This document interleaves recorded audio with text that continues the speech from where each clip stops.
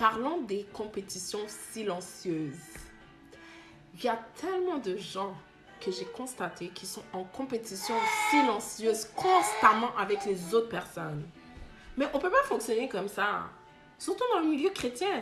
Des compétitions silencieuses. Donc, je vois que oh, Dieu l'a béni avec ça. Oh, là maintenant, toi, tu vas chercher à ce que toi aussi, tu aies quelque chose. Si tu l'as pas, tu commences à bouder la personne. Tu commences à passer à côté de la personne. Tu commences à lui faire des attitudes parce que toi, tu n'as pas ça.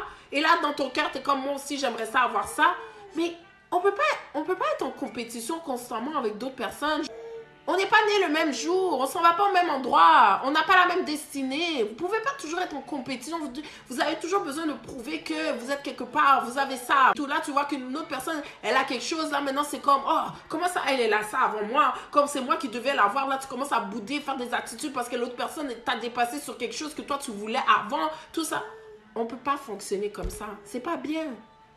C'est pas bien, on peut pas être en compétition silencieuse constamment avec des gens. Contentez-vous de ce que vous avez. Chacun son rythme. On peut pas toujours être en compétition, toujours se comparer à dire, ok, elle est là, ok, moi aussi je dois avoir quelque chose de mieux qu'elle. T'es marié, gloire à Dieu. T'as des enfants, gloire à Dieu. T'as une entreprise, gloire à Dieu. Mais tu peux pas toujours être comme, ok, à quel niveau elle est? Oh, ok, moi aussi je dois avoir quelque chose qui la dépasse et tout. Et malheureusement, il y en a beaucoup dans les milieux chrétiens. Et des gens qui vont changer d'attitude comme ça là, juste parce qu'ils voient que l'autre personne elle a quelque chose de plus, parce que la personne, Dieu l'a béni. Là maintenant tu vois la personne changer d'attitude, la personne elle commence à agir bizarrement avec toi parce que oh non, toi tu as eu quelque chose que elle voulait alors que elle l'a pas eu, et là maintenant elle va essayer de faire quelque chose pour pouvoir avoir cette chose là. Et ça devient une compétition. Et le pire, c'est qu'on sait que la personne est en compétition avec toi. Parce que cette personne-là, peut-être, elle te parlait au début. Puis maintenant, tout d'un coup, comme ça, elle te fait des attitudes. Elle te parle plus. Elle te zappe parce que elle veut quelque chose que toi, tu as, qu'elle n'a pas. Et là, ça la met en frustration. On ne peut pas fonctionner comme ça. Faites attention avec ces compétitions silencieuses. Chacun sa grâce. Chacun sa destinée. Chacun ses bénédictions, chacun ses promesses.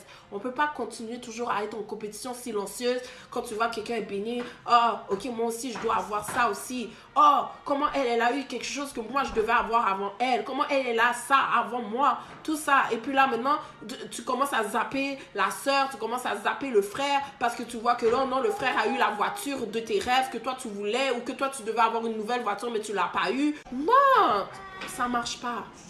Contentez-vous de ce que vous avez. Dites merci pour ce que vous avez. Parce qu'il y a des gens qui n'ont pas ce que vous avez.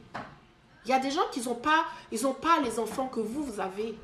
Il y a des gens qui n'ont pas la voiture que vous avez. Il y a des gens qui n'ont pas le mariage que vous avez. Même la santé que vous avez, il y en a qui n'en ont pas. Alors dites merci à Dieu pour ce que vous avez. Arrêtez d'être toujours en compétition silencieuse avec les autres parce que vous n'allez pas toujours avoir ce que l'autre a. Remerciez Dieu pour ce que vous avez. Contentez-vous de ce que vous avez. Parce que vous ne savez pas. Peut-être demain, vous allez avoir plus. Mais sauf que si aujourd'hui, vous êtes frustré parce que vous n'avez pas ce que l'autre a, mais finalement, et on n'a pas la même destinée. Il y a certaines choses que tu n'auras jamais. Il y a d'autres que tu auras que l'autre n'aura pas non plus. Donc, c'est sûr et certain que soyez heureux avec ce que vous avez. Contentez-vous de ce que vous avez. Vous allez aller beaucoup mieux.